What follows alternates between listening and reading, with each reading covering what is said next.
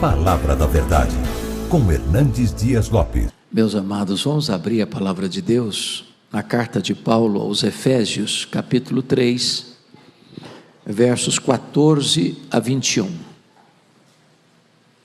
Efésios, capítulo 3, versos 14 a 21.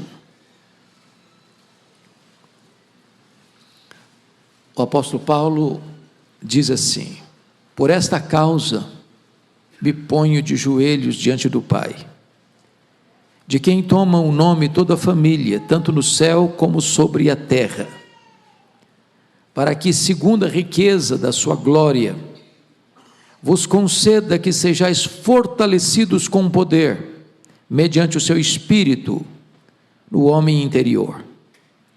E assim habite Cristo no vosso coração pela fé, estando vós arraigados e alicerçados em amor, a fim de poderdes compreender com todos os santos qual é a largura e o comprimento e a altura e a profundidade, e conhecer o amor de Cristo, que excede todo entendimento, para que sejais tomados de toda a plenitude de Deus. Ora, aquele que é poderoso para fazer infinitamente mais do que tudo quanto pedimos ou pensamos, conforme o seu poder que opera em nós, a ele seja a glória, na igreja e em Cristo Jesus, por todas as gerações, para todos sempre. Amém. O tema que nós vamos abordar hoje é uma oração muito ousada. O apóstolo Paulo está preso, ele está algemado. Os seus irmãos, os judeus, é quem o acusam, porque tramavam e conspiravam contra ele para matá-lo. Como cidadão romano que era, apelou para ser julgado diante de César, e ele está em Roma, preso, não tem liberdade de ir e vir, não pode fazer o que ele mais amava fazer, que era plantar igrejas, ou visitar as igrejas por ele plantadas. Os homens podem tirar sua liberdade, os homens podem encerrá-lo num cárcere, mas os homens não podem impedir que ele exerça o seu ministério, sublime ministério, o ministério da intercessão. Nesta carta, Paulo já orou pela primeira vez no capítulo 1, pedindo que Deus desse à igreja entendimento, compreensão, conhecimento daquilo que a igreja já tem em Cristo Jesus. E ele faz 3 pedidos essenciais. Ele pede para que a igreja possa saber qual é a esperança do seu chamamento. Ele pede para que a igreja saiba qual é a riqueza da glória da sua herança. E ele pede para que a igreja saiba qual é a suprema grandeza do poder de Deus que está à sua disposição. Ele não pede nada inédito ou novo, ele só pede para que a igreja saiba o que ela já tem em Cristo Jesus. É por isso que nós precisamos estudar a Bíblia, porque sem Bíblia não tem oração, porque a oração é baseada na Bíblia. Nós oramos eficazmente quando nós conhecemos as promessas de Deus. Mas aqui, nesse texto, se lá Paulo está orando para que você conheça, agora Paulo está orando para que você experimente. Agora é preciso descer da cabeça para o coração. Agora é preciso que você seja fortalecido com poder. E a primeira coisa que eu chamo a sua atenção é que ele diz: por esta causa eu me ponho de joelhos. E que causa é essa? Ele está tratando aqui de que o projeto grande de Deus, com um grande mistério revelado agora, é que dentro do plano de Deus, gentios e judeus formam uma só igreja, um só povo, um só rebanho, uma só família. gente de todas as línguas, gente de todas as raças, gente de todas as culturas, gente de todas as etnias, gente das mais variadas culturas do mundo, se formam e se juntam para formar o único povo de Deus, que vai morar no céu, o povo lavado e remido no sangue do Cordeiro. Essa realidade gloriosa leva Paulo a se colocar diante do Pai de joelhos, para orar. O judeu orava via de regra de pé, mas há causas tão importantes, há causas tão urgentes, há causas tão necessárias que nos levam a ficar de joelhos diante do Pai. Mas notem vocês, no verso de número 15, porque ele vai tratar aí da motivação desta oração, e eu chamo a sua atenção para alguns pontos muito importantes aqui. Vejam comigo: de quem toma o nome toda a família, tanto no céu como sobre a terra. O que ele está dizendo é que esta igreja, que é esse grande mosaico formado de todos os povos, é uma única igreja, tanto a igreja que já está no céu, quanto a igreja que permanece na terra, tanto a igreja triunfante, como a igreja militante. Ou seja, todos nós derivamos a nossa identidade do Pai. Quando você ora, conforme o pastor leu agora há pouco, você não ora diante como uma mulher viúva ou como um amigo que tem necessidade e chega lá para uma pessoa que está indisposta: não, eu já deitei, já lavei meus pés, já não vou sair para te atender, estou indiferente. Ou uma viúva que chega para um juiz que não quer atender e ela fica: não, o seu Deus é seu Pai, Ele ama você, Ele se importa com você, Ele se deleita em ouvir a sua voz, Ele tem prazer em atender a sua necessidade. Você está falando não com um ídolo, você não está falando com o Deus indiferente ou distante, você está falando com aquele que tem você como a menina dos seus próprios olhos. E Paulo prossegue e diz assim: para quê? Para quê? Segundo a riqueza da sua graça. E essa é uma expressão muito forte. Segundo a riqueza da sua glória. Glória não é um atributo, glória não é uma característica da pessoa de Deus, como é a santidade, a justiça, a misericórdia. A glória é a soma total de todos os atributos de Deus, no seu resplendor máximo, na sua manifestação mais eloquente. A glória de Deus é quem Deus é no seu resplendor. E Paulo ousadamente está pedindo para que Deus, segundo a riqueza, toda a riqueza da sua glória, possa estar atento para responder a esta oração ousada. E veja o que ele vai pedir: que vos conceda que sejais fortalecidos com poder, mediante o seu Espírito no homem interior. Meus amados, se existe algo que você e eu precisamos, é de poder, porque o Evangelho é o poder de Deus, o reino de Deus que está dentro de nós é poder. Não há cristianismo sem poder, e é por isso que Jesus prometeu à igreja: recebereis poder ao descer sobre o vós do Espírito Santo.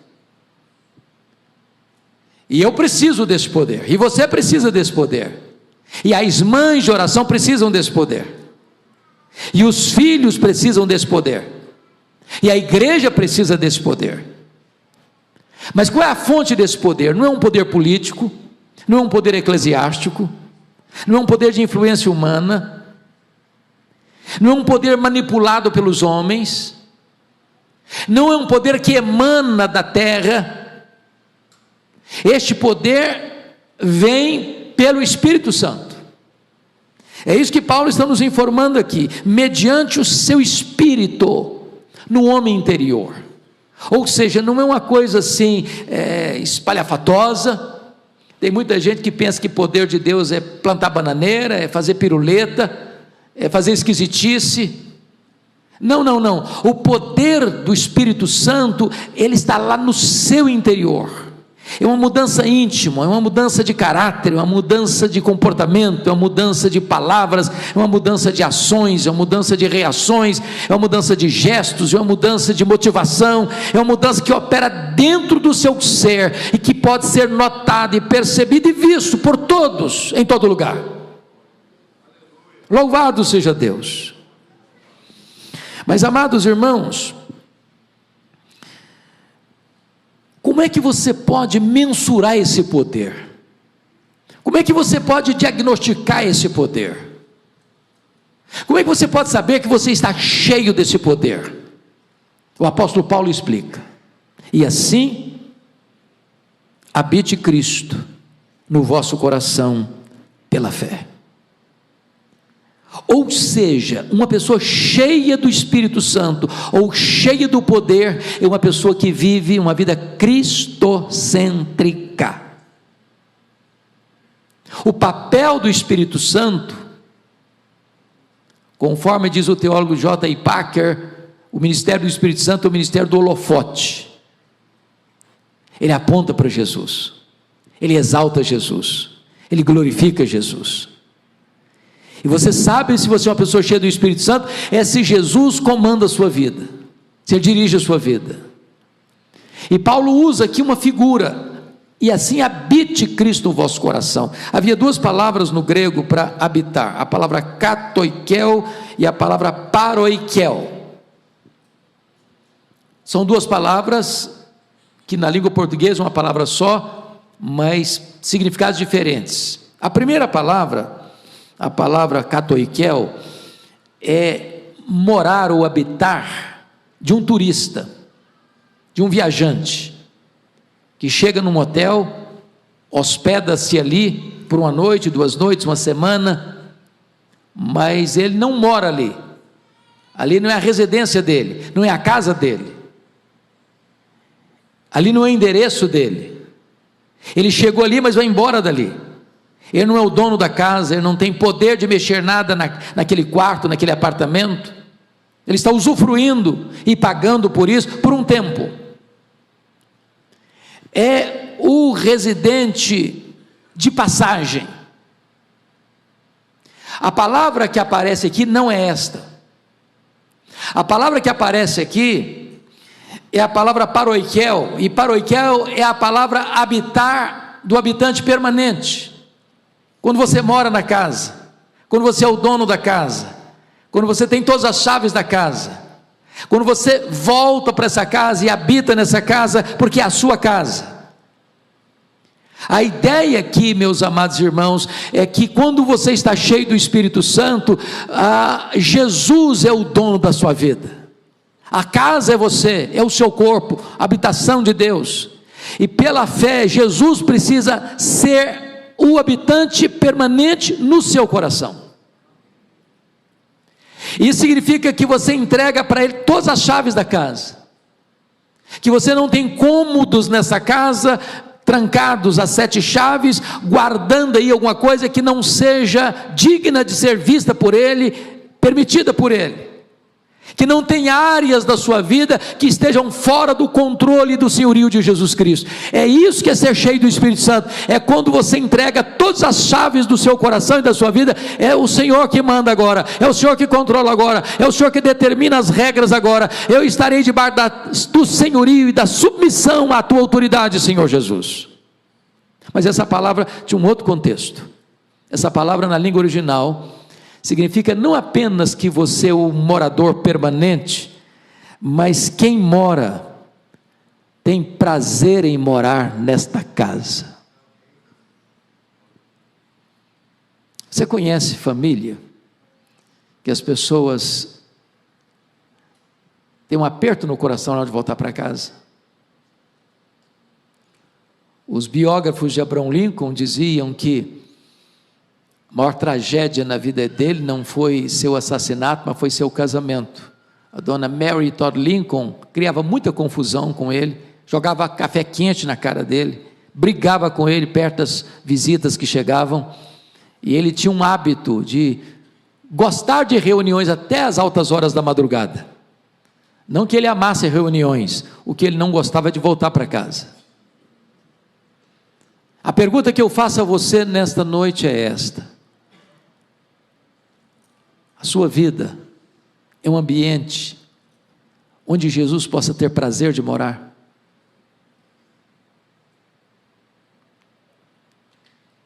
É agradável para Ele morar?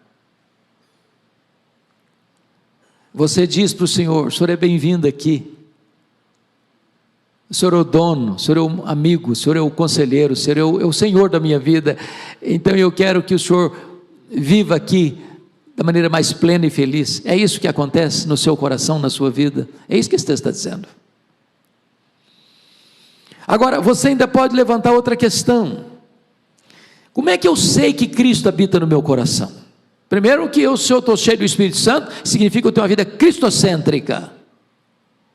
Mas como é que eu sei que eu tenho uma vida cristocêntrica? Como é que eu posso medir isso? Como é que eu posso mensurar isso? Quais são as evidências de que Jesus tem as chaves da minha vida nas suas mãos?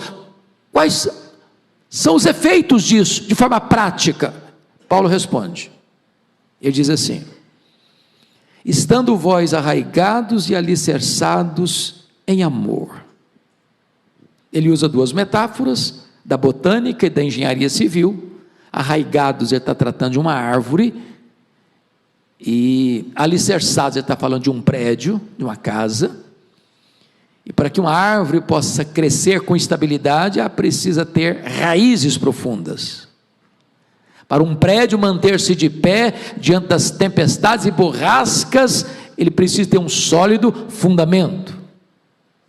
O que Paulo está dizendo é que se Jesus tem as chaves do seu coração, você vai provar isso e evidenciar isso quando você ama a Deus e ao seu irmão. Isso não é discurso, isso é prática. Até porque o amor, diz a Bíblia, que é a síntese da lei. Se você pega as duas tábuas da lei, a primeira tábua na relação com Deus, a segunda tábua na relação com o próximo, Jesus resume tudo isso no grande mandamento: amarás, pois, o Senhor teu Deus de todo o teu coração, de toda a tua alma, de toda a tua força, de todo o teu entendimento, e amarás o teu próximo como a ti mesmo. Nisso resume-se a lei.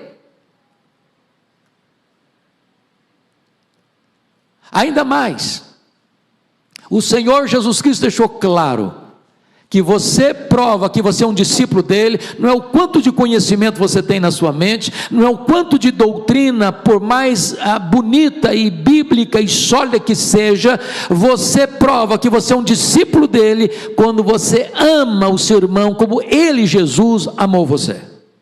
Nisso conhecerão todos que sois meus discípulos, se tiverdes amor uns pelos outros. Como é que você pode saber que Jesus está mandando na sua vida?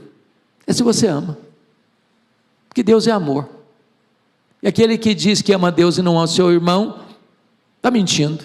Como é que você pode amar a Deus a quem você não vê, se você não ama o seu irmão a quem você vê? Aplicando isso, irmãos, para o ministério de oração das mães, tem horas que os filhos precisam enxergar, não apenas um bom discurso, uma boa hora oportuna para uma boa exortação, mas enxergar um derramamento de amor na direção deles. Porque o amor é irresistível. Quando você ama, você intercede. Não há intercessão sem amor. É por isso que Jesus diz o seguinte, que se você nutrir mágoa no seu coração, está lá em Marcos 11, 25, se você tiver mágoa no seu coração, ranço no seu coração, amargura no seu coração, suas orações são interrompidas, não adianta você orar. Então ame seus filhos, automaticamente você vai orar por eles. Sabe por quê? Porque o poder do Espírito Santo está aí, porque Jesus está comandando aí, e a evidência da plenitude do Espírito Santo, e a evidência da vida cristocêntrica é a prática do amor. Mas prosseguindo, ele passa agora do amor que devemos ter uns pelos outros, fazendo uma transição do amor que Jesus tem por nós, no versículo de número 18, a fim de poderdes compreender com todos os santos, e aqui Paulo anula o isolacionismo. Aqui Paulo diz que é impossível você ser um crente sem pertencimento. Aqui Paulo está derrubando essa tese que você pode ser crente na sua casa, viver apenas recebendo mensagens, ainda que boas, da internet. Não, eu não preciso de igreja, eu não preciso frequentar a igreja, não preciso ser membro de igreja, eu não preciso de comunhão com ninguém, eu me basto a mim mesmo.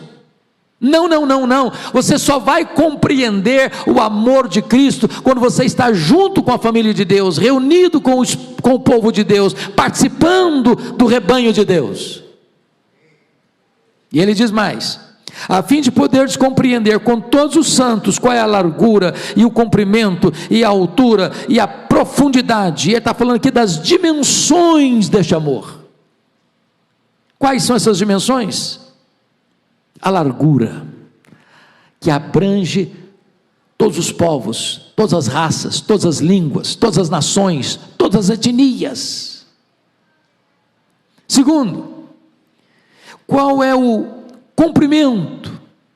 Desde o início da história até o último segundo, quando a trombeta de Deus há de soar e o Filho do Homem vai aparecer em majestade e glória. Qual é a altura? É para onde este evangelho nos leva, para as alturas excelsas da comunhão com Deus e depois da glória celestial. Qual é a profundidade? É que esse amor alcança o pecador mais arruinado pelas mazelas do pecado, aquele que já foi enjeitado pela família, pela sociedade, pela justiça, por todos. Ali ainda o amor de Deus está presente. Louvado seja o Senhor. Nós precisamos conhecer esse amor de Deus, que este amor é abundante, que este amor é imerecido e este amor é provado. Mas notem ainda, irmãos, a declaração que vai fazer, depois que trata das 4 dimensões, ele vai usar a expressão no verso 19 assim: e conhecer o amor de Cristo, que excede todo o entendimento. Para pensar só um pouquinho. Diz a Bíblia que ele, sendo Deus, não julgou como usurpação o ser igual a Deus. Antes a si mesmo se esvaziou. Ele não foi esvaziado, ele se esvaziou, assumindo a forma de servo, humilhando-se até a morte, e morte de cruz. Você já imaginou o que é o Rei da Glória se fazer servo? Você já imaginou aquele que é Deus vestir pele humana? Você já imaginou aquele que sempre e eternamente foi bendito pelo Pai, adorado pelos anjos, agora vira o mundo para ser cuspido pelos homens? Você já imaginou aquele que é santo, santo, santo, se fazer pecado por amor a você e morrer pelos seus pecados? Você já imaginou o que é aquele que é bendito eternamente ser feito maldição por amor a você, bebendo sozinho o cálice amargo da ira de Deus, que você e eu devíamos beber, por amor?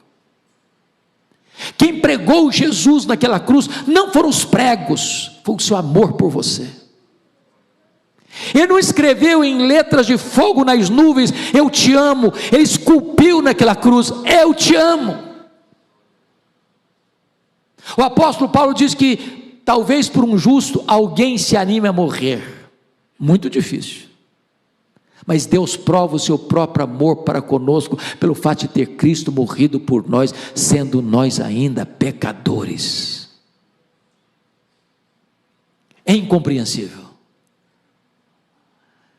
Então, por favor, jamais deixe que o seu coração seja tomado de complexo de inferioridade, de autoestima achatada, porque se Jesus te ama, e Ele ama com amor eterno, com amor sacrificial, com amor santificador, então você não tem razão nenhuma para ter qualquer sentimento de inferioridade no seu coração.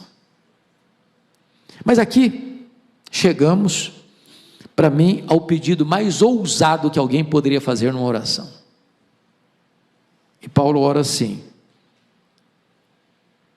para que sejais tomados de toda a plenitude de Deus. Ô meus irmãos, isso aqui está para além da nossa imaginação. Então me permita fazer algumas perguntas para responder essa questão aqui. Quem é Deus? Quando você vai estudar um pouquinho as Escrituras ou teologia, você vai notar que nós temos atributos de Deus que são incomunicáveis e temos atributos de Deus que são comunicáveis. O que é isso? Os chamados atributos incomunicáveis de Deus são aqueles que só Deus os tem. Anjos e homens não os possuem. São atributos exclusivos de Deus, que não são compartilhados com as suas criaturas. Quais são esses atributos? Deus é autoexistente, Deus é infinito, Deus é imenso, Deus é eterno, Deus é imutável, Deus é onipotente, Deus é onipresente, Deus é onisciente, Deus é transcendente. Deus é maior do que tudo quanto Ele criou. Outra pergunta: mas qual é o tamanho daquilo que Ele criou? Ninguém sabe, precisamente ninguém sabe. O que se sabe é que o universo tem mais de 93 bilhões de anos-luz de diâmetro. Isso significa que se você voasse a velocidade da luz, 300 mil quilômetros por segundo, você demoraria mais de 93 bilhões de anos para ir de uma extremidade à outra do universo. E o seu Deus é transcendente. Sabe o que significa isso? Ele é maior do que tudo isso. Agora, Paulo está orando para que você e eu, frágeis vasos de barro, sejamos tomados não de Deus, não da plenitude de Deus, mas sejamos tomados de toda a plenitude de Deus.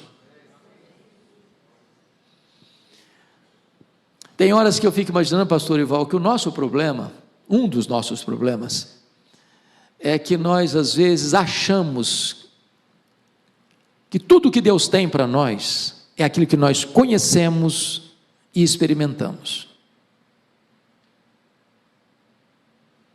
Como o nosso padrão é pequenininho demais, nós não temos expectativa. Deus tem mais. Deus tem muito mais. Deus tem infinitamente mais para você e para mim. Porque alguém poderia dizer: ô Paulo, você devia estar delirando ao fazer esse pedido. E talvez Paulo já percebeu que alguém faria esse questionamento. Você foi longe demais, Paulo. Você foi ousado demais. Que é isso? Pedir que a igreja seja tomada de toda a plenitude de Deus? Não, mas você ultrapassou as fronteiras. Aí ele escreve no versículo seguinte, assim, versículo 20: ora, àquele que é poderoso para fazer, não mais, não muito mais, mas infinitamente mais. Eu confesso que eu não sei o que é infinitamente mais em relação ao que eu tinha pedido anteriormente, ser tomado de toda a plenitude de Deus. Porque às vezes as pessoas usam esse versículo assim: olha, eu estou com uma dor de barriga, e ele falou: irmão, ora por mim. Deus é poderoso para fazer infinitamente mais, meu irmão, te curar essa dor de barriga, te dar saúde. Ok, para fazer isso, curar a unha encravada, ou um problema mais grave de saúde, ou um problema financeiro, ou um problema conjugal, ou um problema aqui ou ali. Não, Paulo está falando isso, ele é poderoso para fazer infinitamente mais, depois de ter feito o pedido mais ousado registrado em toda a Bíblia. Então não ponha limites em Deus. Então tudo quanto Deus quer, tudo quanto Deus pode fazer em resposta às orações. Eu não sei qual é a causa que você trouxe aqui hoje, eu não sei qual é a causa que aflige a sua alma, eu não sei qual é a causa que você tem urgência em ver resposta, pois Deus é poderoso para fazer infinitamente mais, conforme o seu poder que opera em nós. Como é que Paulo termina essa oração? Não podia ser de outra maneira a não ser com a doxologia: a Ele seja a glória. Aonde? Na igreja. Em segundo lugar, em Cristo Jesus. A glória de Deus no corpo e na cabeça, no povo remido e no Redentor. Quando que a glória de Deus deve ser dada pela igreja e Cristo? Por todas as orações durante a história, para todo sempre, eternidade. Não há nenhum espaço geográfico, não há nenhum tempo na história onde a glória de Deus não deva permear tudo. Tudo. Ele é o começo, Ele é o meio, Ele é o fim, porque dele, por meio dele e para ele são todas as coisas. A Ele pois glória pelos séculos dos séculos. Que Deus nos ajude, irmãos, a conhecer a palavra, e em conhecendo a palavra, Deus vai reavivar a nossa vida de oração. Conhecendo as promessas de Deus, nós teremos condições de orar com mais fervor e com mais eficácia. Que o Senhor nos abençoe. Amém.